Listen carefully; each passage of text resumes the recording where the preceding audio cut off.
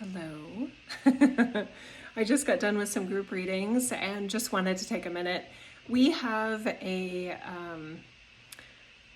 we have a delight in offering fresh insights and perspectives to individuals with the open minds and open hearts to hear new things.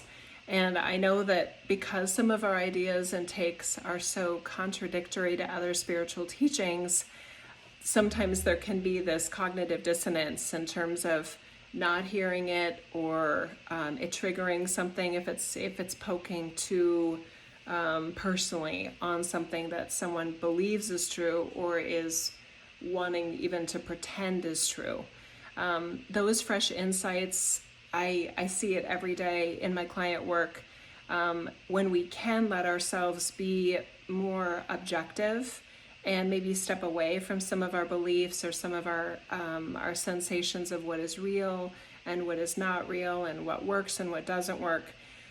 You guys, the level of originality and unique perspectives that our teams have for us is off the charts right now. And sometimes some of the things that we pursue in our lives that are not going the way that we want them to, sometimes we feel like, oh, well, I just need to work at it longer. I need to try it another way, or I need to work harder on this.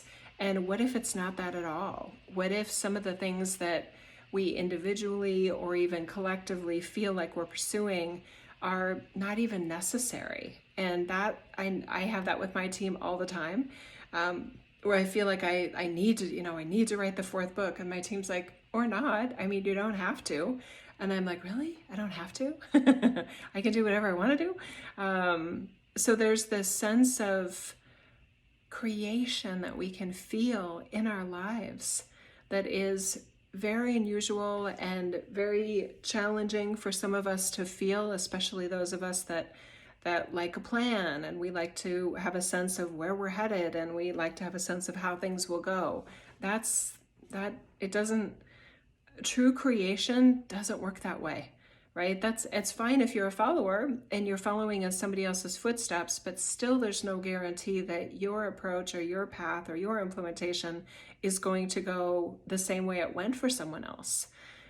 So in so many ways, it is very true and yet very unsettling that we're each on our own journey.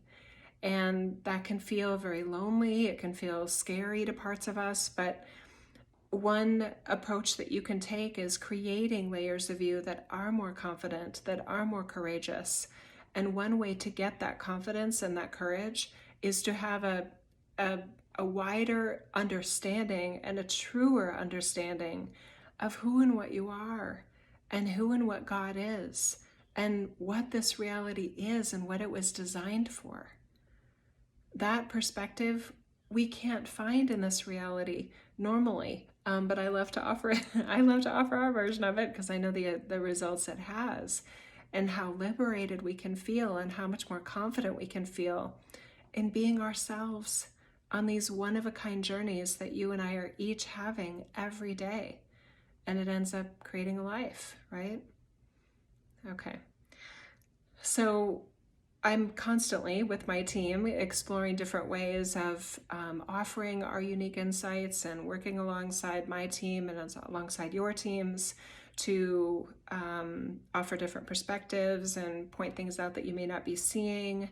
Again, point out that original angle of things that you may not want to see at times. And one approach that we are newly creating, and I'm just calling it Jill's Show because I don't want to come up with some fancy name, and it's kind of simple. And I do want it to be a show. I want it to be entertaining and humorous and playful and lighthearted, but also literally packed with wisdom and jaw-dropping insights and, oh my God, clarity, sorts of epiphanies that we deserve to have, especially in these especially uncertain times. So Jill's Show is going to be coming up on February 21st on Sunday at 12 p.m. Pacific, 3 p.m. Eastern, 8 p.m. London time. And I would love for you to be a part of it. It's a larger group setting than I normally do. But it's just 50 spots, 50. It's all online. I still have some spots available. And I I like to think I'm funny, and sometimes I am.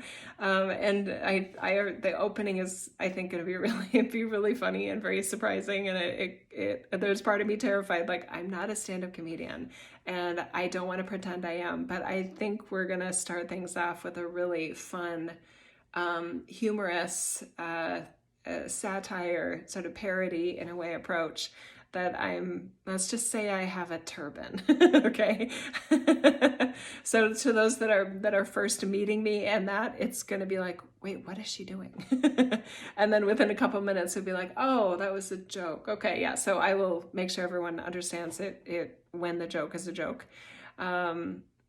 Yeah, but we'll do mini readings. So for those that have specific questions or just want to hear from your team in a very unique way of doing that, you'll be able to raise your hand on the Zoom call, to be called upon. And then I'm guessing in the 90-minute show, we'll probably get to at least 6 individuals. But even for those that don't get picked for the reading, I'm so excited about this because I do like to make these very expanded ideas approachable and not too stuffy. And I don't like it when spiritual teachers are condescending towards humanity. That really bothers me, because that's not the way that I interact with my team. I mean, I don't want to pick on other teachers, but I don't like it that there have been other teachers that have implied, or their version of a team says things like humans stink.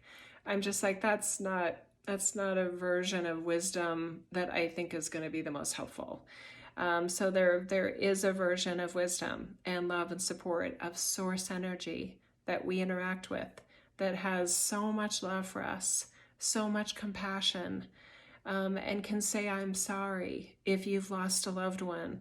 Not, well, we all die, or just really callous, kind of cold-hearted responses to the realness of this reality, of this world. So there's compassion, there's love, there's laughter, there's smiles, and again, there's that jaw-dropping wisdom of, oh my God, like that resets everything about what I want to do and who I want to be and what I want to be, in really playful, approachable, exciting ways. So I hope that you're a part of it.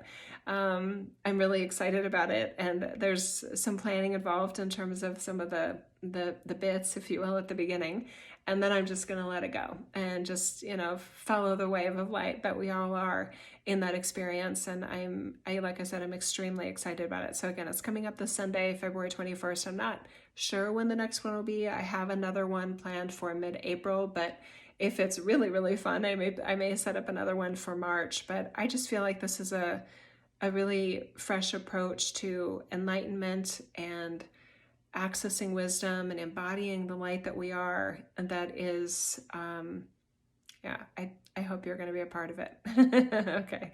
I love you guys. I hope you're doing okay. Big hugs to you. I know some of you are absolutely thriving, and I love to see that. And some of you are uncertain, and I totally get it. And I love to help you feel more confident in your ideas and help you clarify some ideas. And I love to offer new ideas for things that you may want to try and maybe do things a little differently. And I'm obviously hoping to get a more successful outcome and feel more successful as yourself in the process. Okay. All right. Bye-bye for now. You can just go to my website to find the tickets. It's JoReneeFeeler.com, JILLREN as in Nancy, EE, F as in Frank, EELER.com. And I think I'm going to look really quick to just make sure, but right at the top of the menu, right at the top menu, you should see there is something right there that says new show, and that's Jill Show. I should probably relabel that so it says Jill Show. But in the very top menu label, there's a new show button, and you just click that, and then you'll be able to reserve your spot either for this one or the next one. Okay? All right. Love you guys. Bye-bye.